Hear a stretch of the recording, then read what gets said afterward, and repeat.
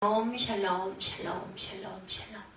하나님 사랑합니다. 여러분 주 안에서 사랑합니다. 3일상 25장 23절 23절에서 29절 내 주의 원수들의 생명은 물매로 던지듯 한다. 25장 보면 2절 3절 보면 마온에 한 사람이 있는데 그의 생업이 갈멜에 있고 신부하여 양이 3,000마리요 염소가 1,000마리이므로 그가 갈멜에서 그의 양들을 깎고 있었으니 그 사람의 이름은 나발이요 그 아내 이름은 아비가일이라. 그 여자는 총명하고 용모가 아름다우니 남자는 완고하고 행실이 악하며 그는 갈렙 족속이었더라. 이렇게 소개되어 있어요. 23절에 보면 아비가일이 다윗을 보고 급히 나귀에서 내려 다윗 앞에 엎드려 그의 얼굴을 땅에 대니라. 그가 다윗의 발에 엎드려서 이르되 내 주여 원하옵건대 이 죄악을 나곧 내게로 돌리시고 여종에게 귀에 말하게 하시고 그 여종의 말을 들으소서. 원하옵나니 내 주는 이 불량한 사람 나발을 개의치 마옵소서.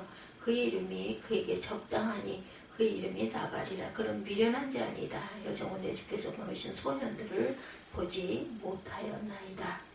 내 주여 여호와께 살아계심을 두고 맹세하노니 내 주도 살아계시거니와 내 주의 손으로 그를 피를 흘려 친히 보복하신 이를 여호와께서 막으셨으니 손으로 피를 흘려 친히 보복하시는 이를 여호와께서 막으셨으니 내 주의 원수들과 내 주의 해하려 하는 자들은 나발과 같이 되기를 원하나이다.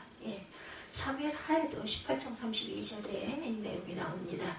여종이 내 주께 가져온 이 예물을 내 주를 따르는 이 소년들에게 주게 하시고 주의 여종의 허물을 용서하여 주옵소서. 야훼께서 반드시 내 주를 위하여 든든한 집을 세우시려니 이는 내 주께서 야훼 싸움을 싸우시며 내 주의 일생에 내 주에게서 악한 일을 찾을 수 없음이니이다. 사람이 일어나 내 주를 쫓아 내 주의 생명을 찾을지라도 내 주의 생명은 내 주의 하나님 야훼와 함께 생명 싸개 속에 쌓였을 것이요 내 주의 원수들의 생명은 물매로 던지듯 야훼께서 그것을 던지시리이다. 29절에 이렇게 고백을 합니다. 우리가 세상을 살아가면서 가장 필요한 것이 무엇일까요? 단체 카톡들을 하는 그러한 그 친구들을 보면 한 친구가 없다 시리즈를 보냈다고 그래요. 10대 철이 없다, 20대 돈이 없다, 30대 집이 없다, 40대 정신이 없다, 50대 일이 없다, 60대 낙이 없다, 70대 이가 없다, 80대 영감이 없다, 90대 다 필요 없다. 공감하십니까? 어느 세대든 있어야 할 것이 있습니다. 바로 관계이죠. 어느 세대든 우리는 혼자 살 수가 없어요. 미우나 고우나 우리는 함께 살아갑니다. 함께 살기 때문에 갈등할 수밖에 없지만 갈등하면서도 우리는 또한 함께 섞여서 살아갑니다. 인생을 살면서 얻는 지혜는 우리가 누구와 만날 것이냐가 아니라 우리가 만난 사람들과 어떻게 지낼 것이냐, 이게 중요합니다. 만남을 피할 수가 없죠. 문제는 만난 사람들과 어떻게 지낼 것이냐. 인생의 문제는 10%가 만남의 문제고 90%가 관계의 문제입니다. 미국의 작가 오헬리의 단편 중에 강도의 신경통이라는 작품이 있어요. 어느 집에 강도가 들어오죠. 부스럭거리는 술에 잠이 깬 주인이 강도와 딱 맞닥뜨리게 됩니다. 강도는 총을 들고 소리치죠. 손들어. 집주인은 엉겁게로 손을 들었는데 얼른 손을 들지 못하고 왼손만 들었어요. 강도가 소리칩니다. 왜 한 손만 드냐? 두 손 다 들어. 주인이 더듬거리며 대답하죠. 사실은 오른손이 신경통 때문에 아픕니다. 그 말을 듣는 강도가 슬그머니 총을 내려놓고 말합니다. 나도 신경통 때문에 강도가 되었어. 낮에는 일을 못하고 밤에는 아파서 한숨도 못 자니 강도밖에 더 알 게 있겠어. 그러면서 둘이 마주 앉습니다. 그리고 서로의 마음을 털어놓다가 그만 친구가 되었어요. 그들은 강도로 만났다가 서로 친구가 됩니다. 우리가 세상에 사는 한 강도를 피할 수는 없죠. 좋은 사람만 만나기를 기대할 수도 없습니다. 문제는 그 사람을 어떻게 대할 것이냐. 강도로 만난 강도로 끝날 수도 있고 그러나 강도로 만나 친구가 될 수도 있어요. 문제는 관계가 중요하다. 이야기를 보여주는 것이 오늘 말씀입니다. 지난 우리가 말씀 속에서 다시 엔게디 동굴에서 사울을 살려준 이야기 했어요. 여기서 보여준 다윗의 모습은 진정한 승리자의 모습이었습니다. 그런데 오늘은 다윗이 전혀 다른 모습으로 등장을 하죠. 사울에게 쫓겨다니면서 끊임없이 자기 백성을 사랑하고 전쟁에도 참여합니다. 자기를 따르는 사람들을 중심으로 일종의 봉사들을 만들어요. 사막에 사는 족속들은 아주 무자비하고 호전적이었습니다. 그래서 그들은 틈만 나면 이스라엘 농가를 침입해서 사람들을 죽이고 재산도 빼앗습니다. 그래서 이 봉사들은 사막에 살던 호전적인 족속들로부터 이스라엘 백성을 보호하는 일종의 경찰 업무 같은 것을 했어요. 그 백성 중에 하나가 갈멜에 사는 나발이었습니다. 여기가 바로 갈멜, 엘리야가 바알과 싸웠던 갈멜산이 아니라 바란 광야에 있던 한 마을 이름이죠.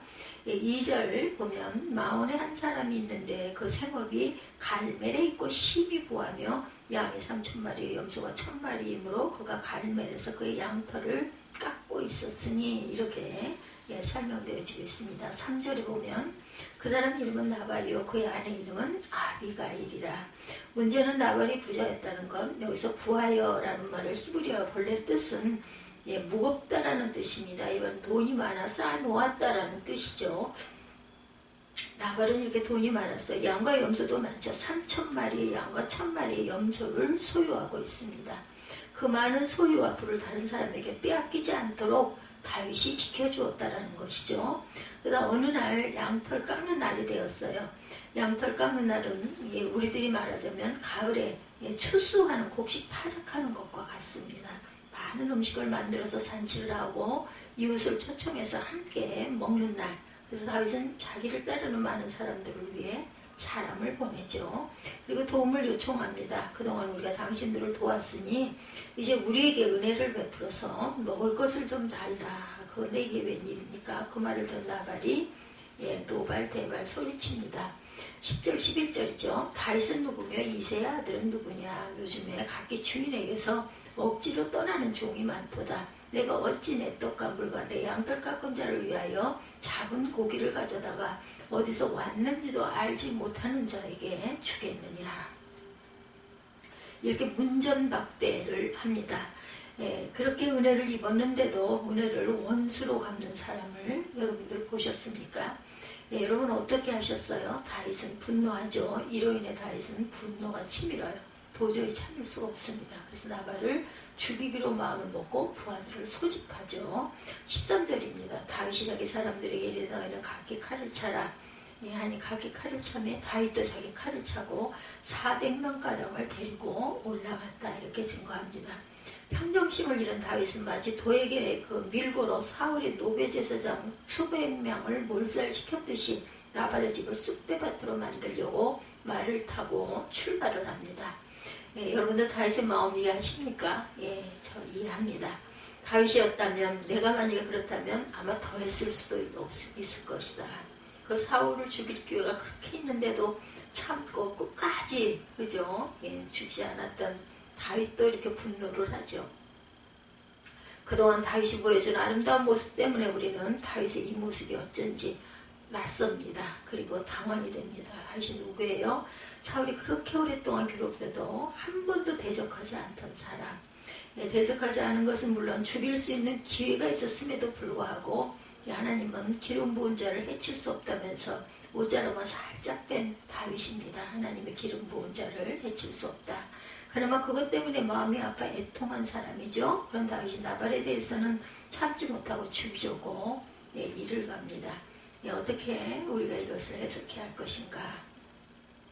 20년 동안 6번이나 죽음을 당할 뻔하고 15번이나 죽음의 동굴로 몰아넣은 사울에 대해서는 그렇게도 관대하더니 무식한 목자 나발이 한번 통 내뱉는 말 한마디에 그렇게 못 참고 분을 냅니다. 이 다윗을 우리가 어떻게 해석을 해야 할 것인가. 이 세상 정말 의인은 없는 것일까. 정말 성경이 진실한 것은 성경에 나오는 어떤 사람도 완전한 사람으로 말하고 있지 않다라는 것이죠. 믿음의 세상 아브라함도 여러 번 거짓말을 해요. 최고의 그 영웅 모세도 백성들에게 악당과 저주를 퍼붓기도 합니다. 세계 역사를 바꾼 복음의 사도 바울도 동역자 바나바와 다투죠. 도대체 세상에 완전한 사람은 없을까요? 누굴까요? 그런 사람이 있을까요? 사람을 불안전하게 만드는 가장 큰 원인 중에 하나가 바로 이 분노입니다. 분노는 어디서 오며 왜 오는 것일까? 크리스천 정신분석학자 스캇 페기에 의하면 분노란 우리가 다른 때라면 그렇게 행동하지 않았을 방식으로 반응하는 것으로 좌절감과 욕구, 불만을 느꼈을 때 나타나는 감정의 반응이다. 이렇게 말하고 있어요. 좋은 점도 있습니다. 분노가 생존을 위해서는 이러한 강점도 필요하죠. 분노는 그 자체로 나쁜 것이 아니라 그것이 미친 영향 때문에 나쁩니다. 마태복음 5장 22절에 주님이 말씀하시죠. 나는 너희에게 이르노니 형제에게 노하는 자마다 심판을 받게 되고 형제를 대하여 나가라 하는 자는 공회에 잡혀가게 되고 미련한 놈이라 하는 자는 지옥불에 들어가게 된다. 이렇게 말씀하죠. 예수님의 말씀은 사람을 죽여야 살인이 아니라 분노가 곧 살인이라는 것입니다. 분노가 살인이라는 예수님의 말씀은 현대 심리학을 통해서도 증언이 되죠. 미국의 크리스천 상담학자 헨리 브란트 박사는 그가 상담한 사람의 80~90%가 분노에 관한 문제다 이렇게 말하고 있습니다. 우리 속에 분노가 있으면 그것이 가인처럼 얼굴로 나타나고 그것이 밖으로 나와서 찌르는 말로 표현되고 급기야 살인의 행동에 이르게 된다. 분노는 우리의 마음을 사랑에서 떠난 미움으로 가게 합니다. 분노는 우리를 은혜에서 떠난 사람의 행한 대로 갚게 합니다. 분노가 우리를 장막에서 이성을 잃고 사람들을 증오하게 하죠. 그래서 나타난 것이 복수. 복수는 내가 상대방에게 받은 대로 갚겠다라는 것입니다. 이렇게 분노가 우리를 장악한다. 붙들죠. 그래서 이성을 잃고 사람들을 증오하게 된다. 성경은 우리에게 원수를 갚지 말라고 말씀하죠. 잠언 20장 22절에 잠언 24장 29절에 두 부분을 보면 너는 왁을 갚겠다 말하지 말고 야훼를 기다리라 그가 너를 구원하시리라. 또한 내 원수가 넘어질 때 즐거워하지 말며 그가 엎드러질 때 마음에 기뻐하지 말아라. 잠언 24장 17절입니다. 또한 24장 29절에도 너는 그가 내가 행한 길에 나도 그렇게 행하여 그가 행한 대로 그 사람에게 갚겠다 말하지 말지어다. 그가 내게 행함같이 나도 그렇게 행하여서 그가 행한 대로 그 사람에게 갚겠다고 하지 말라는 거죠. 무엇보다 우리는 우리가 원수가 없는 순간 우리가 하나님이 된다는 것을 알아야 합니다. 초대교회 수도원에서 한 형제가 다른 사람에게 공개적인 모욕을 당합니다. 하도 화가 나서 그는 그에게 복수하기를 결심해요. 그가 원장에게 가서 상황을 이야기하고 자기가 받은 그대로 갚아줘야 한다고 말합니다. 원장은 그 일을 하나님께 맡기라고 말했지만 거절합니다. 싫습니다. 저는 그가 나에게 말한 것에 대한 대가를 치를 때까지 포기하지 않겠습니다. 그래서 원장이 일어나 기도합니다. 하나님, 이제 우리는 당신이 필요 없게 되었습니다. 당신이 더 이상 저희를 돌보아 주실 필요가 없습니다. 이 형제처럼 우리가 하나님이 되고 스스로 원수를 갚기를 원하고 그렇게 할 수 있다고 생각하기 때문이다. 이 말을 듣자 형제는 복수할 생각을 버리겠다고 약속을 합니다. 우리가 평생 다스려야 할 것은 분노의 마음이라는 것이죠. 우리가 분노에 사로잡히지 않도록 늘 우리 마음을 다스려야 하겠다. 이제 다윗은 어떻게 해야 해요? 그렇게 성자처럼 살던 다윗이 살인자가 되게 생겼으니 다윗의 운명은 과연 어떻게 될 것인가? 이때 나타난 사람이 바로 그 나발의 아내 아비가일이죠. 이 아비가일이 나타난 그 시점이 아주 중요합니다. 만일 아비가일이 이때 바로 나타나지 않았다면 다윗은 살인자가 되고 나발은 비참하게 죽었을 것인데 아비가일이 비극을 막은 거예요. 그러면 아비가일은 과연 누구일까? 3절 하반절에 보면 그 여자는 총명하고 용모가 아름다우니 남자는 완고하고 행실이 악하다. 그는 갈렙 족속이었더라. 이렇게 부언합니다. 부부가 서로 이렇게 다를 수가 있을까? 그렇게 착하고 믿음 좋은 아내가 그렇게 악하고 믿음 없는 남편과 어떻게 살았을까? 영한 미녀와 야수 생각을 하게 하죠. 나발이라는 이름 자체가 어리석다란 뜻이고 히브리어로 어리석다는 말이 많이 있지만 나발은 아주 가장 나쁜 어리석음입니다. 페타란 말이 어리석다는 말인데 이 말은 순진하고 미숙한 사람을 뜻합니다. 어리기 때문에 어리석은 거예요. 예, 잘하면 괜찮아진다. 캐실이라는 단어도 있는데 이 말은 둔하다, 뚱뚱하다라는 뜻을 갖고 있어요. 이 말도 사람이 조금만 더 빠릇빠릇하고 부지런하면 나아질 수 있는 어리석음. 근데 나발이라는 어리석음은 하나님을 대적하는 어리석음입니다. 이 단어가 잠언에 3번 나오는데 모두 하나님을 부인할 때 쓰는 그런 단어였어요. 시편 14편 1절에 어리석은 자는 그 마음에 이르기를 하나님이 없다 하도다. 여기서 어리석은 자가 나발, 어리석은 자라면 굼뜨고 아주 굼뜨면 빠르게 된다. 근데 하나님은 부인하는 방법이 없어요. 어리석은 이유가 불신앙에서 오기 때문에 이것이 나발. 근데 이 아비가 이런 남편과 함께 산다라는 것이죠. 이렇게 어리석은 자, 어리면 잘하면 되는데 굼뜨면 빠르면 되는데 이것은 하나님을 부인하면 방법이 없다라는 거죠. 얼마나 힘들겠어요. 아비가일은 모든 남편들이 좋아하는 아내상입니다. 아내들은 아비가일 같이 모두 다 되시기 바랍니다. 그러나 이 아비가일은 한 남자만의 의미를 그 아내임을 의미하지 않는다. 우리 모두가 성도의 모습이죠. 본질적으로 하나님을 대적하는 어리석은 세상과 우리는 함께 삽니다. 성도들은 다윗은 하나님을 상징하죠. 우리는 세상 하나님 사이에 있어요. 우리는 하나님과 세상 사이에 있으면 또한 그 사람과 사람 사이에도 있다라는 것. 아내로서 우리는 남편과 자녀 사이에 있고, 교회 일꾼으로서 우리는 목회자와 성도 사이에 있고, 직장인으로서 우리는 사장과 직원 사이에 있다. 아비가일은 모든 종류의 중보자의 전형입니다. 세상과 하나님, 교회와 세상, 가족과 교회, 교인과 교인 간의 중간에 우리는 머물러 있습니다.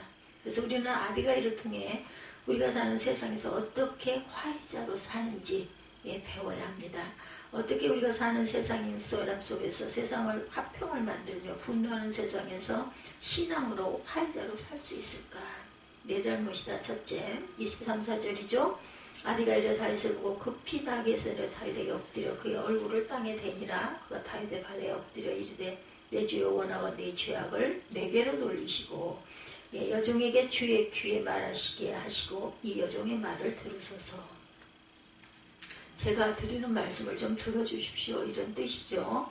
아비가일이 보여준 첫 번째 자세는 겸손입니다. 네덜란드 화가 루벤스가 1620년에 그린 그림에 보면 아비가일이 나귀를 타고 급히와 다윗 앞에 무릎을 꿇고 음식을 가리키고 있는 그림입니다.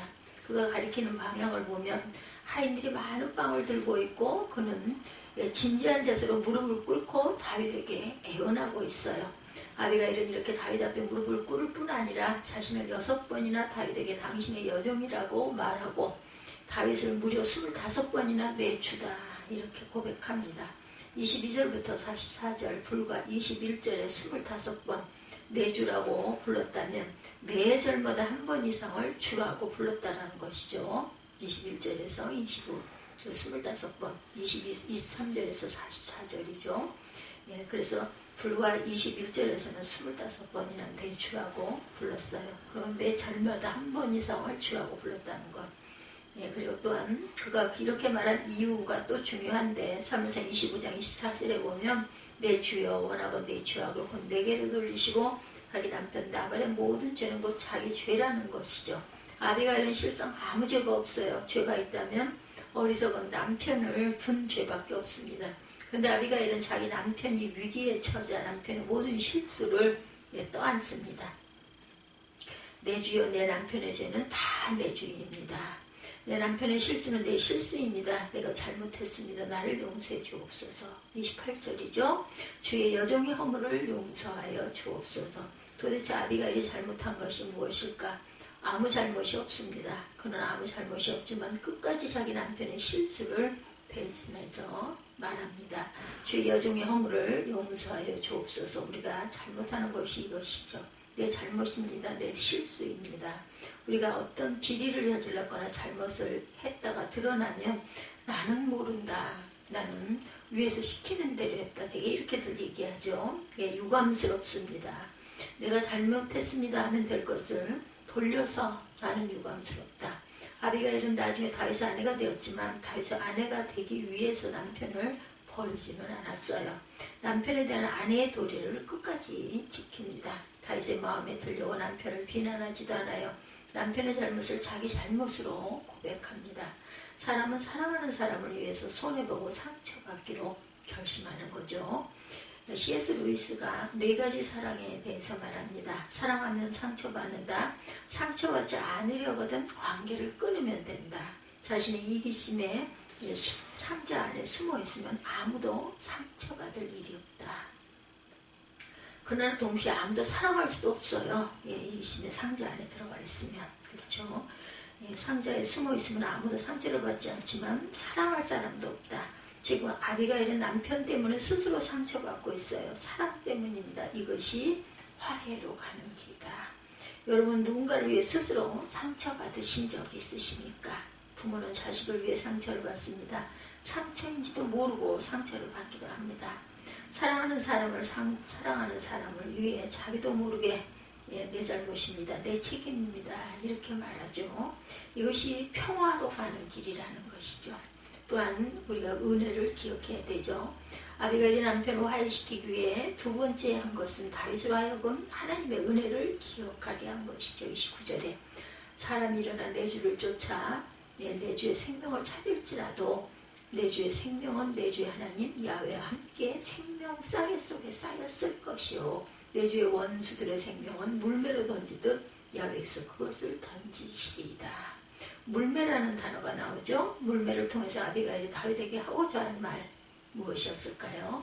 작은 그 목동이었던 다윗이 칼과 창으로 무장하고 난 골리앗을 이길 수 있던 비결이 바로 하나님의 은혜입니다. 당신은 하나님의 은혜를 많이 받은 사람이 아닙니까? 물맷돌 하나로 도저히 이길 수 없는 골리앗도 이기셨지 않습니까? 하나님의 은혜죠. 은혜가 아니면 당신은 한순간도 서 있지 못하지 않습니까? 사울이 20년 동안 그렇게 당신을 죽이려고 했어도 당신이 살아있는 것은 은혜 아닙니까? 근데 왜 그 은혜를 잊어버리고 계십니까? 그래서 생명쌍이라는 말이 나오죠. 생명은 하나님의 손아귀에 있다라는 말이에요. 살고 죽는 것이 하나님의 손에 있습니다. 우리가 분노하고 사는 것은 어쩌면 하나님의 은혜를 잊었기 때문인지도 모르겠다.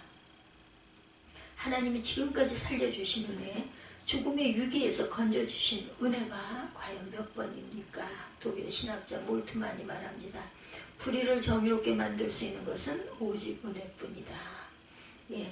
야고보서 2장 13절에 이게 번역되어 있습니다. 은혜가 심판을 이긴다. 사랑을 내용으로 한 고린도전서 13장을 미국의 빌 하이벨스 목사님 이렇게 제목을 붙여요. 사람이 모든 것을 이깁니다. Love powered everything 이렇게 말하고 있어요. 우리가 회복하는 힘도 은혜고 우리가 화해하는 힘도 은혜입니다. 은혜가 모든 것이고 사랑이 모든 것을 이긴다라는 것. 우리가 분노할 때 잠시 멈추고 받은 은혜를 생각해 보십시다. 내가 받은 은혜가 무엇인가? 얼마나 많은 은혜를 받았나? 이제껏 내가 산 것도 주님의 은혜라. 그래서 또 나를 장차 본향에 인도해 주시리. 또한 용서해야 승리해야 되죠. 승리할 수 있습니다. 아비가일은 한 걸음 더 나아가 다윗에게 용서를 간구하죠. 30절 31절에 야훼께서 내 주에 대하여 하신 말씀대로 모든 소함을 내 주에게 행하사 내 주를 이스라엘의 지도자로 세우신 때에 내 주께서 무죄한 피를 흘리셨다든지 내 주께서 친히 복수하셨다든지 함을 인하여 슬퍼하실 것도 없고 내 주의 마음에 걸리는 것도 없으시니 다만 야훼께서 내 주를 후대하신 일에 대하여 원컨대 내 주의 여종을 생각하소서. 아비가일은 다윗에게 마지막으로 아주 중요한 부탁을 하죠.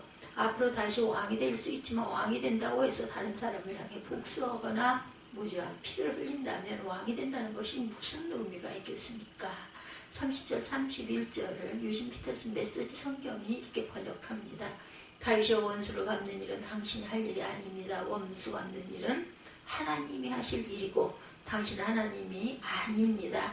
당신이 여기 광야에 있는 것은 하나님이 무슨 일을 하시며 하나님 앞에서 당신이 누구인가를 발견하기 위해서입니다. 광야는 당신이 스스로 실험해보며 당신이 얼마나 강인하고 꼿꼿한지 실험하는 실험장이 아닙니다. 광야는 당신의 삶 속에서 당신을 통해 일하시는 하나님의 신실하심과 능력을 발견하는 곳입니다. 나발은 어리석은 자에 불과합니다. 그렇지만 당신도 어리석은 자가 되시렵니까? 여기서 어리석은 자는 한 사람으로 족합니다. 먼저 다윗 앞에 엎드려 남편을 대신하여 사죄한 아비가일은 하나님의 은혜를 말한 다음에 하나님을 기쁘게 하는 자가 되기 위해 다윗이 할 일을 말하고 있죠. 아비가일은 나의 아버지는 기쁨이다라는 뜻이에요. 아비가일의 뜻, 나의 아버지는 기쁨이다. 하나님을 기쁘게 하기 위해 왕인 다윗이 할 일은 끊임없이 용서하는 일이라는 것입니다. 그것이 안 되면 아무리 많은 업적을 쌓아도 하나님 앞에 무슨 소용이 있겠느냐 이런 거죠. 예, 이혜인 그 수녀가 쓰신 그 시가 많은데 그 중에 용서의 꽃이라는 시를 저는 좋아합니다. 이 시는 용서에 대한 본질을 잘 표현하고 있어요.